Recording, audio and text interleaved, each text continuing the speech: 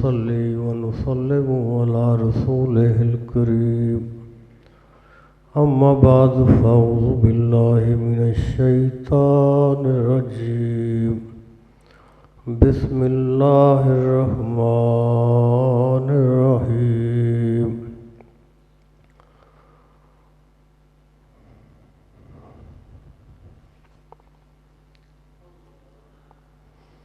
وَأَقِمِ الصَّلَاةَ لِذِكْرِي صدق الله العظيم وصدق رسوله النبي الكريم ونحن على ذلك من الشاهدين والشاكرين والحمد لله رب العالمين۔ محمد کی محبت دین حق کی شرط اول ہے، اگر اسی میں ہو حامی تو سب کچھ نامکمل ہے۔ اگر جنت میں جانے کا ارادہ ہو تمامی کا تو گلے میں پہن لو پٹا محمد کی غلامی کا۔ قوت عشق سے ہر پست کو بالا کر دے، دہر میں اس میں محمد سے اجالا کر دے۔ بخت جب بیدار تھا کم بخت آنکھیں سو گئیں، بخت جب سو گیا بیدار آنکھیں ہو گئیں۔ میرے انتہائی قابل احترام میرے پیر بھائیوں، السلام علیکم ورحمۃ اللہ وبرکاتہ۔ دوستو، دراصل یہ تربیت گاہ ہے، یہ ایک کلاس ہے۔ ہم سب ادھر پڑھنے کے لیے آتے ہیں، کلاس اٹینڈ کرتے ہیں، لیکن جو بندہ پڑھتا جاتا ہے تو پھر اس میں استاد جس کو سمجھتا ہے اس کو مانیٹر بنا دیتا ہے۔ اسی طرح میرے اوپر بھی انہوں نے مہربانی فرمائی۔ تو جو میں نے سیکھا وہ اس میں جو راز تھا وہ یہ تھا کہ میں حضرت کی باتیں بڑے غور سے سنا کرتا تھا، پھر غور سے سن کے پھر ان کو آگے لوگوں کو سناتا تھا۔ تو جب میں سناتا تھا تو سناتے سناتے وہ میرے دل میں دماغ میں پختہ ہو جاتی تھی، تو جس کی وجہ سے پھر وہ سمجھے کہ میرے علم میں اضافہ ہوتا گیا۔ تو جب کبھی پہلے چکری شریف میں 11ویں شریف ہوا کرتی تھی تو وہاں ہم جاتے تھے، تو اندر سے حضرت صاحب نے پیغام بھیجنا کہ اگر بھئی وہ حاجی آیا تو اس کو کہو کہ مائک پہ آ کے کچھ باتیں سنائے۔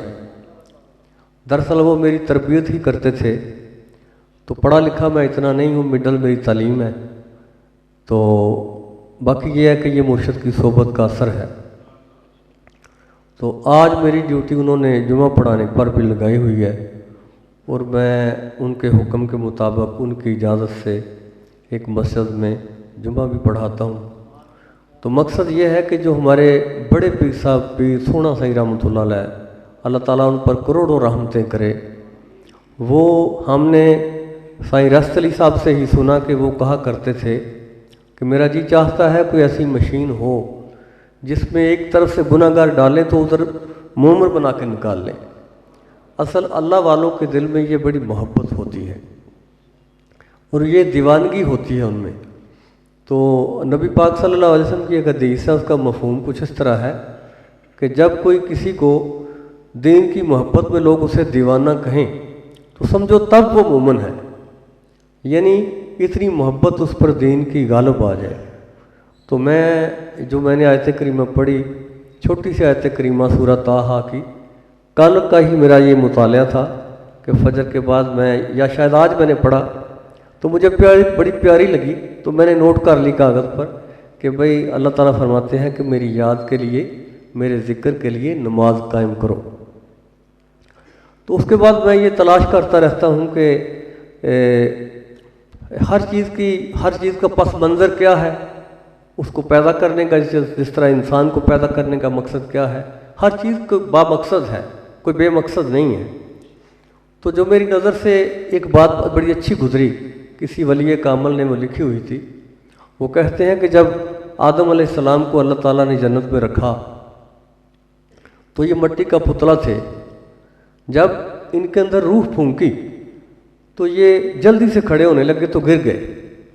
تو اللہ تعالیٰ فرماتے ہیں کہ آدم مجھے پتہ ہے تو بڑا جلد باز ہے، بڑا بے صبرہ ہے، ابھی تو تیری روح پاؤں تک گئی نہیں، تو کھڑا ہو ہی نہیں سکتا، اس کو جانے تو دو۔ تو جب وہ پاؤں تک گئی تو آپ کھڑے ہو گئے تو آپ نے دیکھا، تو کہتے ہیں مجھے جب میں نے اوپر دیکھا تو اللہ کے عرش پر لکھا ہوا تھا لا الہ الا اللہ محمد الرسول اللہ۔ تو آپ فرماتے ہیں کہ میں نے سوچا کہ اللہ تعالیٰ نے اپنے نام کے ساتھ جو نام لکھا ہے یہ اللہ تعالیٰ کا بڑا کوئی محبوب ہوگا، تو جب کبھی مجھے کوئی مشکل آئے گی تو میں ان کا واسطہ دوں گا۔ تو جب ان کو جنت سے نکالا گیا، دنیا میں بھیجا گیا، تو وہ پھر اماں حوا اور آدم علیہ السلام جدا بھی ہو گئے، تو پھر وہ روتے رہے، اللہ تعالیٰ سے معافی مانگتے رہے لیکن معافی نہ ملی۔ کتابوں میں لکھا ہوا ہے کہ 300 سال تک وہ روتے رہے، اللہ سے معافی مانگتے رہے، لیکن ایک دن انہیں یاد آ گیا کہ میں نے جو عرش پر پڑھا تھا اللہ کے نام کے ساتھ ایک نام تھا، تو کہتے ہیں اللہ تجھے واسطہ تیرے اس پیارے محمد کا مجھے میری توبہ قبول کر لے۔ تو اللہ تعالیٰ نے توبہ قبول کر لی۔ تو اللہ تعالیٰ فرماتے ہیں کہ آدم تجھے محمد کا کیسے پتہ، وہ تو تیری نسل سے ہی پیدا ہوگا، میرے نبیوں کا سردار ہوگا، میرا محبوب نبی ہوگا، تو تمہیں کیسے اس کا پتہ؟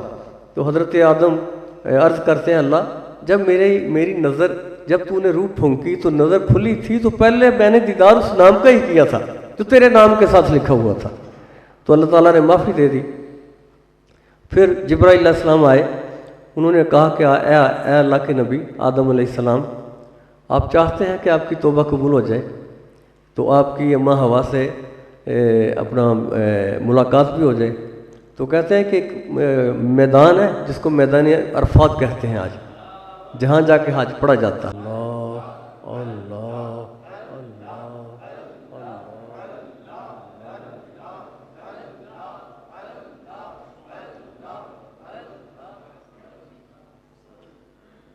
تو دوستو میں یہ عرض کر رہا تھا کہ جبرائیل علیہ السلام نے فرمایا کہ میدان عرفات میں جاؤ آدم علیہ السلام کو۔ وہ جب گئے تو وہاں ان کی ملاقات بھی ہوئی، توبہ بھی قبول ہو گئی۔